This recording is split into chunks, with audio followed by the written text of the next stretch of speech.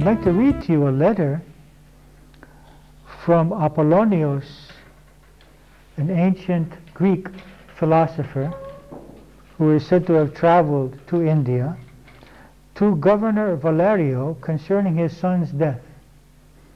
It's a very beautiful letter. No one actually dies except apparently, just as no one is actually ever born, but only appears to. When a spiritual being projects itself into matter, we call this birth. And when it returns to a state of pure spirit, we call this death. The truth is that divine essence is never born and can never be destroyed. It is wrong to assume that someone does not exist because we cannot see him with our eyes or hear him with our ears. We believe that he no longer exists simply because we cannot perceive him anymore with our senses. What people do not understand is that even though a child comes into this world through his parents, he is not created by his parents. Only God exists, and he takes on the name and form of every person. This is a very Indian concept. I'm very surprised to hear this from a Greek philosopher. Only God exists, and he takes on the name and form of every person.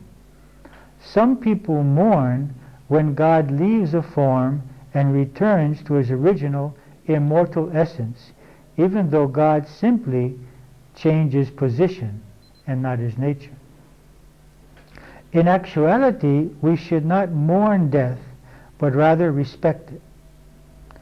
The best way to honor death is to leave your son in God's hands. It's his son who has died, okay? And continue to govern, just as before, the people you have been entrusted with.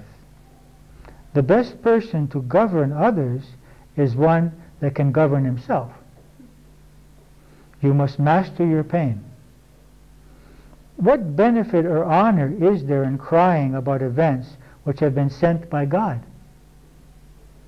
If the divine will is to be found in the roots of this creation, that is, if everything in creation happens because God wills it, and it is, then the wise person will not doubt the will of the divine, but will accept that whatever happens is for the best. I was very surprised to find this letter in the ancient Greek teachings. So, in conclusion, what can we do if and when we lose a loved one, or how perhaps can we help someone who has lost a loved one?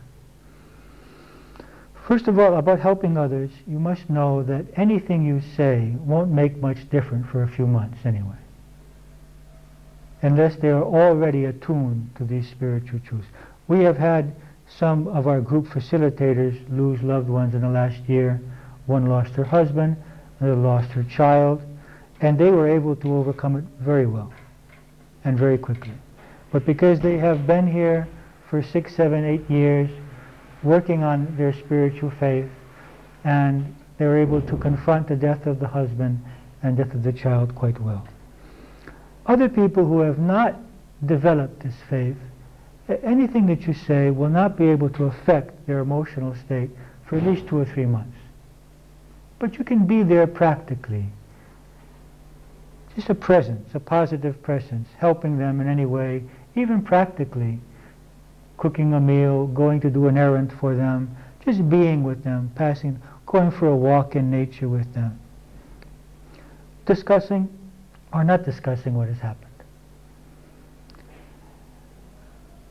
Another aspect for us and for them is to be able to express our feelings openly. Holding on to pain and not crying and not expressing our pain is not useful. Secondly, it is very useful if we can pray for the departed one, because that makes us feel useful. It also removes the possibility that we will be attracting them again to the physical level, so that we pray for their safe departure for the uniting with the light, with God, and don't pull them back and pull ourselves back by wanting to have contact with them. The worst thing that we can do is to go to a medium and ask the medium to contact them, to communicate with us. In 80% of the cases, the medium will be false. It won't be true. And the other 20%, it may be true, but we will be limiting the freedom of that soul to go on in this process. It's not indicated. Then I need to begin to free myself from this focus. Now this will happen gradually. One thing is to be able to begin reading books about what happens after death, reading books about spiritual life.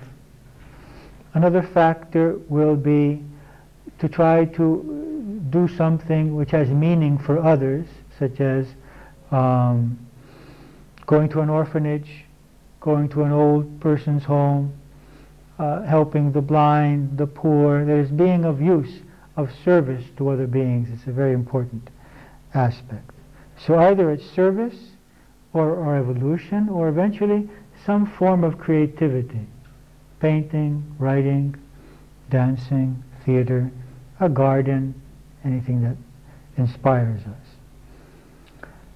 Also, it will be necessary to develop our faith, either through reading or through belonging to a group of people who meet once a week and discuss spiritual truths and pray together or meditate together. This will strengthen our faith, and if we have enough faith, we can overcome it much more quickly. It will be very important to forgive ourselves for any mistakes, because guilt really extends the pain and deepens it. So we can forgive, we can ask forgiveness even though the being has left the physical body, ask forgiveness, and then just experience that forgiveness. And it's not important when we ask forgiveness to be forgiven. That's not the case. It's enough just to ask forgiveness. We are finished. Whether the other forgives or not is his own problem. We don't need the other's forgiveness. We need to have that quality of mind to ask forgiveness. And then lastly, we need patience. It takes time. But as they say, time heals. And with time, this pain gradually heals. It heals much more quickly if we can if we have faith in the spiritual truths. It heals more quickly if we become more occupied in life and more active, either creating or serving.